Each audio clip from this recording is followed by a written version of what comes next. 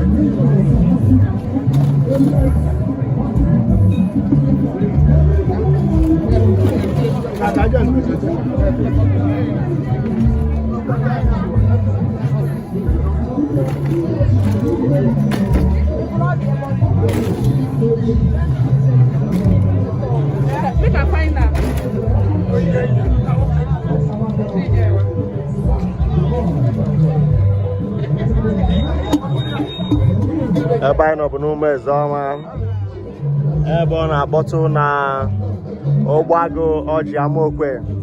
Ebe a ka a nọ wee sị nnukwu ụmụọmị anyị ya jee nke ọma bụ Mrs. Ezinne Eukeria Chibodinaka, nwunye eze ya jee nke ọma at the age of 79. Anyị na-asị ndị be eze niile ha kasie, ndị ụmụnna ya ndị ụmụ Ochukwu na-aga ha kasie.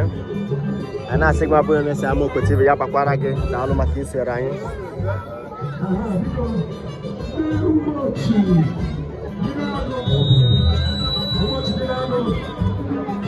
Presentation.